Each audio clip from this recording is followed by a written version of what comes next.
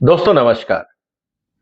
America में आज 31 साल के युवा नेता की यूनिवर्सिटी कैंपस में दिन दहाड़े गोली मारकर हत्या कर दी गई। ये अमेरिका में शायद पॉलिटिकल मर्डर का एक सबसे ज्यादा ज्वलंत उदाहरण है। एक समाज जहां पे अक्सर हमने स्कूलों में गन फायर देखे हैं, मॉल्स में देखे हैं, सड़कों पे देखे हैं, शूट आउट्स हमने देखे हैं। कोई भी फ्रस्ट्रेटेड आदमी जाकर किसी भी स्कूल में बच्चों पे गोलियां चला देता था। यूनिवर्सिटी में ऐसा होता था, मॉल्स में ऐसा होता था, पब्लिक प्लेसेस पे ऐसा होता था। लेकिन अब निशाना बनने लगे हैं पॉलिटिशियन।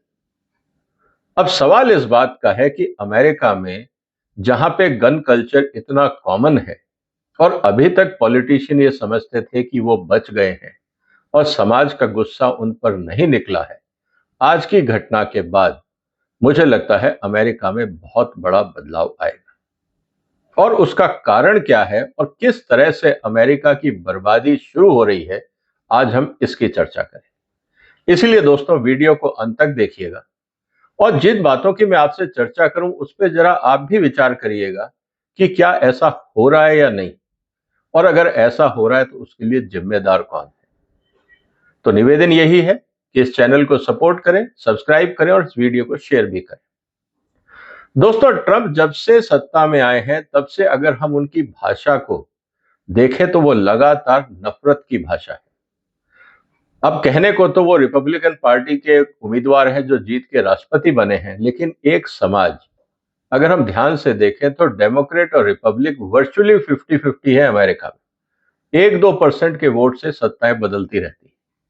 तो जिस देश में एक व्यक्ति सत्ता में आता है, क्या वो दूसरे 50% जो ओपोनेंट हैं उनको हीन भावना से देखेगा, उनके नेताओं को हमेशा छोटी बातों में बात करेगा, उनको गाली देगा, उनका तिरस्कार करेगा और जिन शब्दों का एक राष्ट्रपति को इस्तेमाल करना चाहिए वो ना करके अनपार्लियामेंट्री लैंग्वेज का इस्तेमाल करके ओपोनेंट्स को नीचा दिखाने का प्रयास किया जाए, क्या उस देश में विघटन नहीं होगा? ये सोचने की बात है। जो 50% लोग बचे हुए हैं अगर वो गुस्से से भरे हुए हैं तो वो अपना गुस्सा कहां निकालेंगे? उसका एक एग्जाम्पल आज अमेरिका की यूनिवर्सिटी में हमें देखने को मिला। अब सवाल इस बात का है दोस्तों कि सबसे इंपॉर्टेंट बात क्या है। मैं इस बात को क्यों कह रहा हूं, मैं ट्रंप पे क्यों कह रहा हूं? क्योंकि आज से पहले हम अमेरिका में हम डेमोक्रेसी की बात करते थे, लेकिन ट्रंप के आने के बाद जो मैं बार बार कहता हूं कि ये ट्रंपिज्म है, ये ट्रंपवाद है। एक अपनी तरफ से एक ये इन्होंने सेक्ट या आइडियोलॉजी पुश करने की प्रयास किया है जिसका मकसद है या तुम मेरे साथ हो या मेरे ऑपोजिशन में, बीच का रास्ता नहीं है। यही बात जब वो विदेश यात्रा अपने विदेश नीति में करते हैं तब भी वो बोलते हैं कि भारत या तो रशिया के साथ है या मेरे साथ है, आप चूज कर लीजिए। ट्रंप की परिभाषा में मध्य रास्ता या बीच का रास्ता संभव ही नहीं है। तो जब संभव नहीं है तो ऑपोजिशन भी तो कार्रवाई करेंगे, ये बात समझने की। इसके अलावा ट्रंप की पूरी राजनीति में दो फैक्टर्स को आपको देखना होगा, लॉयल्टी वर्सेस ट्रुथ। आप मेरे भक्त हो, आप मेरे साथ हो तो बिल्कुल अच्छे हो।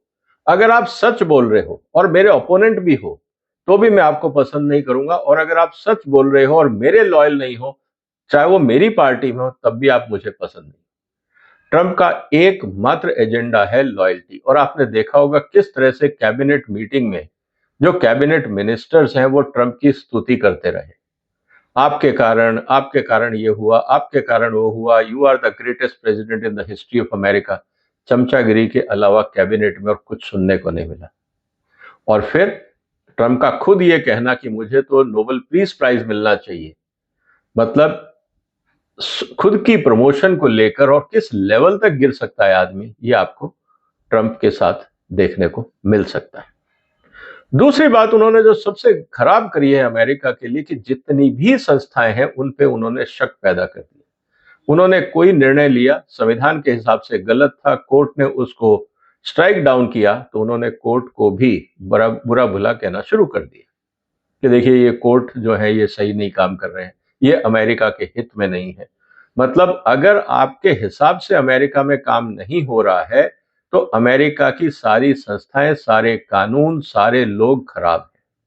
अगर एकमात्र व्यक्ति कोई इस समय सही है तो वो है ट्रंप। ये वो अपनी तरफ से प्रमोट करना चाहते हैं या कहना चाहते हैं। इसका मतलब ये है कि जितने अमेरिका में इंस्टीट्यूशंस हैं, जैसा उन्होंने कांग्रेस की बात नहीं मानी, कोर्ट्स की बात वो नहीं मान रहे हैं, मीडिया को वो जिस तरह से लड़ताड़ते हैं वो हमने देखा। और जहां तक इलेक्शंस की बात है, जैसे न्यूयॉर्क में मेयर का इलेक्शन है, या जब उनके पिछले टर्म में वो चुनाव हारे थे तो कैपिटल हिल पे उन्होंने घेराव की जो तैयारी की थी, ये बताता है कि ट्रंप को तानाशाही की आदत है। गलती से वो डेमोक्रेसी में आ गए। अब अमेरिकन डेमोक्रेसी क्या बच पाएगी इस तानाशाह से? अब सवाल इस बात को लेके आता है। इसीलिए सवाल इस बात का है कि इस समय जो अमेरिका की राजनीति है वो बदले की राजनीति है। वहां पे डिफरेंस ऑफ ओपिनियन जो डेमोक्रेसी की बेस लाइन होती है, उसको रेस्पेक्ट की जगह नहीं है, मतलब उसकी जरूरत नहीं है। आपको एक ही बात कहनी है जो प्रेसिडेंट कह रहे हैं। ऐसी स्थिति के अंदर क्या हुआ?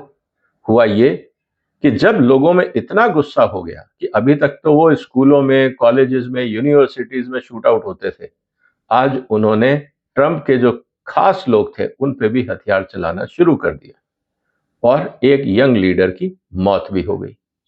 अब ट्रंप साहब कहते हैं हम बदला लेंगे। ऑब्वियसली वो लेंगे, क्योंकि उनको लग रहा है कि उनके ऊपर सीधा चलेंगे। लेकिन इस पूरे प्रोसेस में हुआ क्या दोस्तों? हुआ ये कि अमेरिका कहने को तो एक राष्ट्र है, लेकिन अगर हम ध्यान से देखें तो पोलराइज्ड हो गया है अमेरिका। एक तरफ रिपब्लिकन्स, दूसरी तरफ डेमोक्रेट्स, और दोनों एक दूसरे को एक देश का हिस्सा ना मान के एक ये कहते हैं कि हम अमेरिका के लॉयलिस्ट हैं, और दूसरा ग्रुप को ये कहा जाता है कि वो अमेरिका विरोधी है। इसका मतलब देश के अंदर ही टू नेशन थ्योरी अमेरिका में शुरू हो गई कि अगर आप रिपब्लिक हैं तो आप लॉयलिस्ट हैं, अमेरिका के हितैषी हैं, अदरवाइज आप अमेरिका के अगेंस्ट काम कर रहे हैं। अब हर परिवार में, हर सोसाइटी के अंदर दो तरह के लोग होते हैं। कोई रिपब्लिकन होगा, कोई डेमोक्रेटिक होगा। इसका मतलब ये है कि सोसाइटीज बंटने लगी हैं, परिवार बंटने लगे हैं, कम्युनिटीज बंटने लगी हैं ऑन पॉलिटिकल लाइंस। ये बहुत खतरनाक हो रहा है अमेरिका के लिए। और याद रखिएगा, ओपन गन कल्चर है। एक लिमिट के बाद अगर हथियार आपके आसपास पड़ा है तो उसको इस्तेमाल करने के लिए किसी को देर नहीं लगेगी। इसके अलावा 70% अमेरिकन क्या बोल रहे हैं? 70% अमेरिकन ये मानते लगे हैं अब कि जो आपके पॉलिटिकल ओपोनेंट हैं वो डिफरेंस ऑफ ओपिनियन या पॉलिटिकल ओपोनेंट नहीं है, वो आपके दुश्मन है। तो जिस तरह से हार्डलाइन फिलॉसफी अमेरिका की समाज में घुस गई है, और ये वहां का सर्वे कह रहा है कि अपने पॉलिटिकल ओपोनेंट को 70% अमेरिकन दुश्मन मानने लगे। अब दुश्मन को आप क्या करोगे? खत्म ही करना चाहोगे ना। इसलिए आने वाले दिनों में हालात और खराब होंगे। आप टीवी चैनल्स उठा के देख लीजिए, डिबेट रही नहीं। फेक न्यूज अमेरिका में बहुत ज्यादा है। एक ग्रुप है जो ट्रंप के फेवर में है, एक है जो खिलाफ है।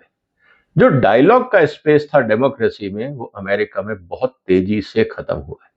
क्योंकि प्रेसिडेंट ट्रंप डायलॉग नहीं करते हैं, वो टीवी के सामने आके राजशाही फरमान जारी करते हैं कि ऐसा होगा, वैसा होगा, और हम ऐसा करेंगे। कंसल्टेशन किससे हुआ, डिस्कशन किससे हुआ, इंस्टीट्यूशंस के क्या इनपुट थे, कहीं कोई कंसिडरेशन नहीं। उनका मेजर प्लेटफॉर्म है उनका अपना सोशल मीडिया प्लेटफॉर्म, जिसको वो ट्रू सोशल बोलते हैं।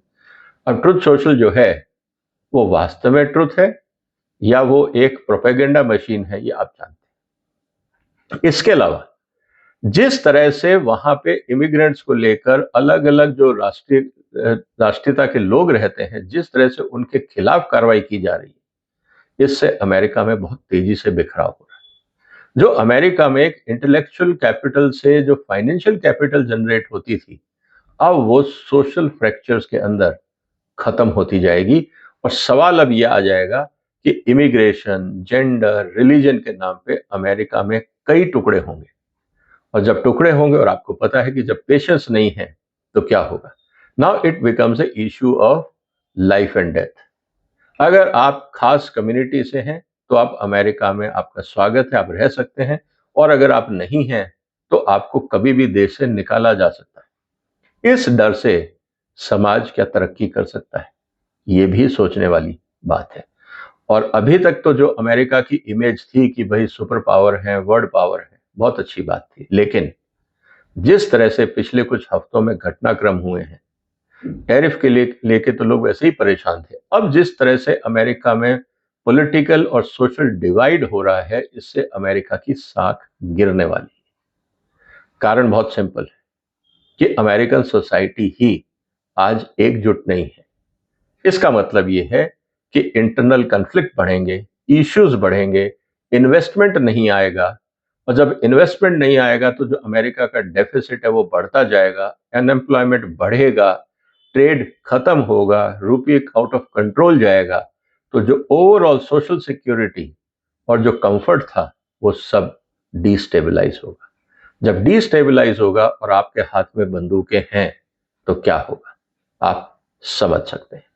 तो कहने का मतलब क्या है दोस्तों, कि आज जो अमेरिका की यूनिवर्सिटी में हत्याकांड हुआ है, ये ट्रंप के लिए एक बहुत बड़ी वार्निंग है कि जो आप ट्रंपिज्म लाना चाहते हो अमेरिका में, वो आपके खिलाफ और आपके मंत्रियों के खिलाफ भी इस्तेमाल हो सकता है। आज तो एक युवक की, एक युवा नेता की हत्या हुई, कल को कितने सारे रिपब्लिकन लीडर्स और कांग्रेसमैन हैं जो जनता के बीच में जाते हैं, अब उनको जाने से डर लगेगा। क्योंकि जब नफरत इस लेवल तक आ जाए कि आप बंदूक चलाना शुरू कर दें, तो बेहतर यह है कि आप जनता से दूर रहें। अब आने वाले दिनों में आप देखेंगे कि किस तरह से अमेरिका की पॉलिटिकल स्पेस बहुत तेजी से बदलेगी, क्योंकि यहां बीच का रास्ता नहीं है, कौन किसको समझाएगा, ये बहुत बड़ी बात है। और अब 2026 का चुनाव आ रहा है, अमेरिका में मिड टर्म पोल्स हैं, किस तरह से कांग्रेस रिपब्लिकन और डेमोक्रेट को साथ लेके चलेगी, ये सब देखने वाली बात है। तो दोस्तों, अमेरिका जो एक ड्रीम लैंड थी, आज एक ड्रेडेड लैंड, एक खतरनाक जमीन बनती जा रही है। आपके क्या विचार है, कमेंट बॉक्स में लिखिए। इस वीडियो को शेयर करिए, इस चैनल को सपोर्ट करिए, सब्सक्राइब करिए, और ये भी बताइए कि क्या ट्रंप जैसी नीतियां किसी देश को बचा पाएंगी। जो भी आपके विचार हो जरूर शेयर करिए। फिर मुलाकात होगी एक और महत्वपूर्ण मुद्दे के साथ। तब तक अपना ध्यान रखिएगा। फिलहाल वंदे मातरम।